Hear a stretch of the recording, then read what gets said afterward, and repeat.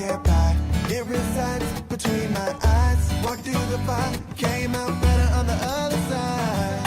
See, life's like a beach if you find the sand. And right now, I'm feeling like $100,000. You are listening to Inspired Insider with your host, Dr. Jeremy Wise. Dr. Jeremy Weiss here, founder of InspiredInsider.com, where I talk with inspirational entrepreneurs like the founders of P90X, Atari, many more, how they overcome big challenges in life and business. This is part of the Prosper Show e-commerce mastery series, where top sellers and experts teach you what really works to boost your e-commerce business. They have an amazing conference with some of the top Amazon sellers and industry leaders, like we have Scott today. Our sponsor today is Rise25.com, where entrepreneurs of 6, 7, 8-figure businesses come together live and in person every few months to solve their biggest business challenges and leave with lifelong friendships. Check out Rise25.com. It's run by myself and co-founder John Corcoran. It's application only. Today, I'm very excited. We have Scott Galvao. He's co-founder of InterCultural Elements, also known as ICE, a German-based company with over 50 employees, which helps retailers expand e-commerce sales internationally, which we'll talk about. Before InterCultural Elements, he cut his teeth working on a wide range of international e-commerce for more than 6 years at AuktionMaster and ChannelAdvisor UK as an implementation manager. And from my research, Scott, ICE is often incorrectly pigeonholed as a translation company, but it's more accurately described as an A to Z service provider. So I'm going to have you talk about some of the things that you provide, which maybe people who know you don't even know about.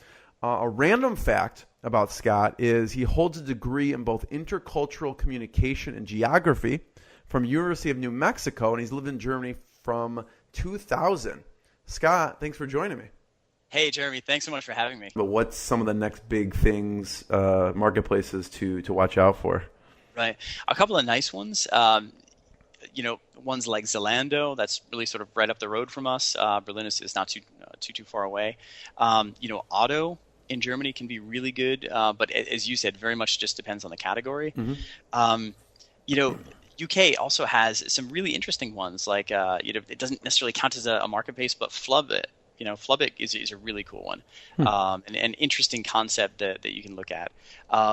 There's a lot of opportunity out there, but even going beyond sort of the confines of Europe, Japan, right, Mexico, South America in general with Mercado Libre offers a huge potential, especially if you utilize things like Amazon FBA in the US to send to Mexico. Really good idea there. And, I've mentioned Japan a couple of times, but, whether you can get on Rakuten, if you can sort of fulfill the requirements to do that, or Amazon Japan, right, which is a little bit more familiar, great opportunities for you. What do you find the hardest to translate or to get on out of the marketplaces? Right. Let's say one of the marketplaces which is probably the most challenging is La Redoute in France. The history of it was sort of similar to how we had Sears in the U.S., and that was like the dominant catalog marketplace for really decades. La Redoute had this incredible history, and they were a little bit late getting into the online game. But when they did, they decided we can't really compete with the likes of Amazon or sort of these up and coming ones like Cdiscount, which have lower prices. So we're going to sort of stick with what we do best, and we're going to go for the high end. So I believe through our partnership with La Redoute, we've heard that they generally accept about 3% of the sellers who actually ask to sell on their marketplace. Really? Only 3%? Yeah, 3%, yeah. So it's like the Harvard of marketplaces or something? It's incredible. It's incredible, right? So why do they do that? Number one, they sell their own brand. So to that extent, I think they don't want the competition on there. Mm-hmm. But also, I think they do want to keep it almost a bit elitist. Like when you look at the, that clientele to buy that in France, and especially with French fashion and all this, they do want to be that upper level. They want to keep it and they retain top that. tier. Yeah, absolutely. Interesting. Yeah. So from the challenges, what have been some of the milestones that you're proud of? The milestones, I think that links right in with the challenges. It's been great to be able to deliver some of the things that the people have needed. For example, that quick turnaround time on global returns, right? To be able to offer those local return warehouses. Yeah. Also different languages that people have requested as well. With at this point we have around about 55 people in house, and of that 16 different nationalities, right? So even though that sounds like a lot, we're still nimble enough to be able to like add on languages relatively quickly as we see them needed.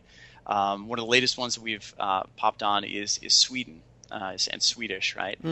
For Fyndig is a marketplace that's been established there for a while, but more and more, especially Europeans, want to go into the Nordics, and that's a great way to get in there. So I think a milestone for us has been able to add those languages as quickly as we have. What have you found, Scott, in the German market or German Amazon that is very popular that to you it's obvious, but if someone from the U.S. looked at the categories and the products, they would have no idea, like this is one of the most popular products in Germany? That's a good question. I don't know if there's a specific product that I would say, because I think a lot of the same things sell pretty well. Yeah. To maybe switch the question a little bit, Go ahead. one thing which a lot of people find quite useful is, especially if you're selling from the States, is if you develop or or manufacture something in the States, right? It can be great to actually sell that in Germany and really market it as such, right? Really? We're very big on Made in the USA. Absolutely, right? Because any types of sort of sporting equipment or any types of products that Americans really have a name for. You want to advertise that in foreign countries because it does get some airplay. This, we're big proponents of, if it's made in Germany, definitely saying that. If you can slap a Union Jack on it, that generally gets more sales in foreign countries. So to that extent, anything produced in the USA, definitely advertise that. What's the perception of the U.S. in Germany in the e-commerce world? Like you just said, made in USA, that has a certain status. I would actually think, if it German on it, that would have more status than made in the USA.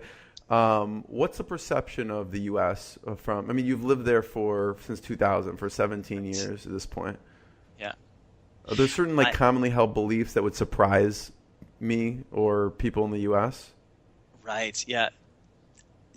I think perhaps, yeah. I mean, anything to do with healthcare, with sporting equipment, things like that, tends to be pretty well respected. I would say in the U.S.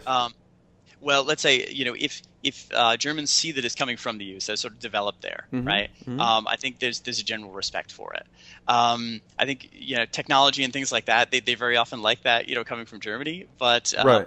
But yeah, like manufacturing, like Germany, like what would they consider is, I guess, higher perceived value in U.S. and then what's considered higher perceived value in Germany? So the sports and then the healthcare is more maybe higher perceived in the U.S. What would be higher perceived is in German compared to U.S.? Gotcha, right. I mean, I think any sort of technology or things like that. I mean, everything, you have this sort of stereotypes of cars and things like that. Right, yeah. But yeah, that type of thing, I think they like to buy German. You'll see a lot of BMWs and Mercedes driving around. So I think there's a general understanding that they feel like they're sort of superior with that type of thing. Yeah. But lot of other, yeah. And it could be, and but we always like to think of these things as everything's just sort of different, right? And you can sell, and it's sort of funny because even my German friends here, sometimes I'll go on about the craft beers in the U.S. and the stereotype there is everybody's just like, everybody's just like, what, American beer is terrible, and I was just like, no, maybe 20 years ago, but if you look at this whole industry which is sprung up, and now every other town has its own craft brewery. Right. It's incredible stuff, right? So I think we have to see it as that, and you have to be able to, if you have a good story behind your product, then you can make it so it's attractive. I think that's one of the most important things. Mm-hmm. We shouldn't sort of hide behind or get stifled by stereotypes. Instead, tell your story. So, Scott, what level seller would be a good fit for InterCultural Elements? I assume not everyone is. Who's a good fit to actually use you? Right. We have everybody from relatively small sellers all the way up to sort of smaller enterprise level. Mm-hmm. So we can cater to everybody. And I think we can do that because we have an account manager who is your main contact. But that account manager, let's say that she's French in one case, right? as soon as you're expanding to to Spain, then she'll turn around and get the Spanish account manager to then help her to get you onto those marketplaces, right? So to that extent, I would say that the only size limitation is you have to be able to ship more product and really keep up with the sales. I think that's the biggest thing. So a lot of our most successful sellers have been people who have started off, really selling pretty well, maybe like, let's say 10,000 a month, something like that. But yeah, I mean, you don't have to be real big to start expanding, you know. So I want you to talk a little bit about some of the, you probably see a lot of people using various softwares and things like that. What softwares and products do you recommend to some of your sellers that they use? Right. Gotcha. So I think the main software that we're in a day-to-day sort of touch point with is our listing tools. So, you have the standard ones out there that I'm sure everybody's aware of. But, I think some that do a really good job, everything from sort of like Volo, Linworks, ChannelAdvisor are some of the ones that we deal with the most. But, there's tons of them out there. I think the key is really just making sure that given your expansion goals, right, don't get into a listing tool or any other software for that matter that can't cater to where you want to go. Because that's one limitation that we see. People go down the wrong road. They sort of paint themselves into a corner and then can't expand because the software doesn't cater to it. You mean they get the wrong listing tool for their needs? Exactly. Very often when people come to us, they say, I want to take over the world, right? I want to go to these like 10 different countries. And we say, great, perfect. What kind of listing tool are you using? And then we find out that it can only go to 2 countries, right? So I think on the seller's part, just make sure that the software is big enough for your dreams. And then hopefully, software-wise, it is nice to see that a lot of these companies are developing sort of in the breadth as well as in the depth of just their home country. So what are some of the common ones you see? You see ChannelAdvisor, who else? What are some of the other common ones people are using? Right. I mean, like I said, a couple of ones that we see on a pretty common basis, Volo, since we have a lot of UK sellers, that tends to go pretty well. Linworks is relatively inexpensive and serves a lot of sellers quite well. Again, UK-based. And then, there's other ones in Germany too, ones like Plenty Markets, TradeByte, all good software. You just have to take a look at it and make sure that it serves your needs. Yeah. So besides listing tools, what other software are people using that you'd say look into? Right, exactly. To be honest, we really we rely a lot more on sort of our internal account managers and things like that. So actually, there's really not a lot of other software that we deal with, besides of course Amazon Seller Central. That's something a lot of sellers use, but not a lot of other ones. You have something called Amazon Scout. Correct. What's that? Right. So we have a lot of our sellers have the issue that let's say that you're a seller, you sell a bunch of products, let's say 2,000 products. Now, I've mentioned a couple times you want to find a proper strategy, right, before going abroad. Yeah. Instead of just saying, well, I've gotten some sales from the UK, I'll go there, right? Since it takes so much time and effort and resource to go into a new marketplace, you want to make sure that you're going to the best marketplace. So Amazon Scout is a way to do that. What it does is it takes your UPCs or EANs or ASINs if you have them, and it will then search for all of those products on all the Amazons around the world. If it finds your products on other Amazons, it will return data on those. It'll include really important stuff like, okay, who's selling it in country by country? What are the price points, right? And based on that data, you can see a good number of things. Number one, you can see who your competition is, right? Yeah. If you're going to be competitive in that market, right? And, if you it's sort of hard to describe without sort of showing a chart here, but basically we have charts which show pie charts, and it will show compared to the sellers who are currently selling that product, if you were to sell your products there, you're going to be cheaper on, let's say, 84% of it. So that's a no-brainer that you have to get into that market. Right. And of course, by identifying which products are already sold there, you can, if it's the same product, you can piggyback on that listing. So negates the need to translate anything, right? You're there in an instant, and very often you're cheaper. Yeah. So that's Amazon Scout in a nutshell. So Scott, I really appreciate your time on this. This is very interesting. I'm sure people make a ton of mistakes when going to all these foreign countries. I have one last question, but I want people to check out the website. Where should we point people towards? I have intercultural-elements.eu. Correct. Are there any other websites that we should point people towards or places online, or is that the best place? I think intercultural-elements.eu for European Union, that's the one to go to. That's our home site. Okay. So, yeah. So before I ask the last question, what have we not talked about that you think would be important with selling internationally or intercultural elements? Right. One thing we haven't talked all that much about is customer service. And that's another thing where we see people trip up on, especially when you're doing it yourselves. So I would give the tip that, all the things we've talked about, you can get it translated correctly, localized, you can get it, put it up there. And let's say that you're doing really well. It's all going to fall flat if you don't have that customer service backing you up. There are certain countries where you absolutely do not want to, or say it a different way, you want to have native speakers answering your emails. Yeah. Okay. Japan is probably the best example. How would people do it on their own in Japan? They just throw in Google Translate and then upload it? Really? Yep. That's how they do it? Exactly. And one thing I would just mention if I can, there's a great blog series, this certain blog article that we have called Up and Coming Marketplaces. I think we published it last year, and it was talking about Mexico and Japan. Where can I find it? So right on our website, so intercultural-elements.eu, and then there's basically a resources section and then a blog.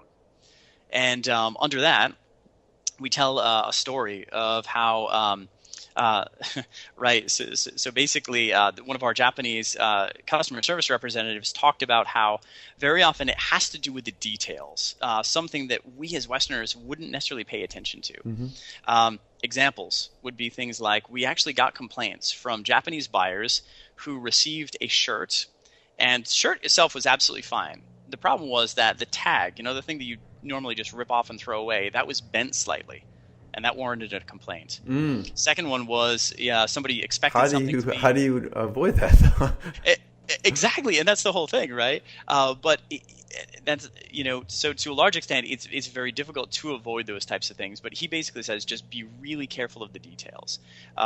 Something that is probably avoidable, maybe a better example, is something was advertised to arrive in a box. Again, you throw the box away; it doesn't really matter. But it arrived in a bag. And that warranted a complaint, even though the product itself was fine. But perhaps the key there, even more than how you treat your products, is the customer service aspect. Most Westerners don't know there's actually multiple politeness forms in Japanese. And Google Translate simply cannot cater to that. It can't understand it. But if you use the wrong one, then you're pretty much guaranteeing yourself somebody's going to be offended, and you're going to get a negative. So, so customer service, super important. Get native speakers. It's something that InterCultural Elements offers, but there's other companies out there as well that offer it. But get natives to take care of that for you as you expand. So, Scott, my last question is, I'm curious what conferences you like, and then. You're going to the Prosper Show. How can people get the most out of the Prosper Show when they go? Right. To be honest, it's hard not to. So Prosper Show was it's really so. First time that it was sponsored or that it was put on was last year, and we sponsored it straight away because we thought it really catered to the clientele that we were looking to contact, and incredible. So I gave a speech there last year, just really great. I think turnout. But what did you talk about? So I talked about expansion into a lot of marketplaces that the people may not necessarily expect to go to. So we sort of stayed away from the Amazons by and large, but we talked about everything from some of the emerging ones in like Southeast Asia to South America, to other ones that you may not expect even in Europe. So chat about that. But Prosper Show is a great show to go to. That's coming up in just a month or two. I definitely recommend that. That's one of my favorite ones. Some other ones where I find that you find some really good content. ChannelAdvisor's Catalyst, right? They have one on both sides of the pond, right? That's really great. And then, a lot of the ones that are out there, IRCE in Chicago. So we're heading that to that for the first time this year, but heard that that's really full with great content. And then some European ones actually that are up and coming as well. Nice. So in any case. Scott, I appreciate your time. This has been great. Everyone should check out intercultural-elements.eu, and if they want to sell internationally, they need to check it out. Great. Hey, thanks so much for your time, Jeremy. Thanks, Scott. What I got, you can't buy. It resides between my eyes. Walked through the fire, came out better on the other side. See, life's like a beach if you find the sand. And right now, I'm feeling like 100 grand.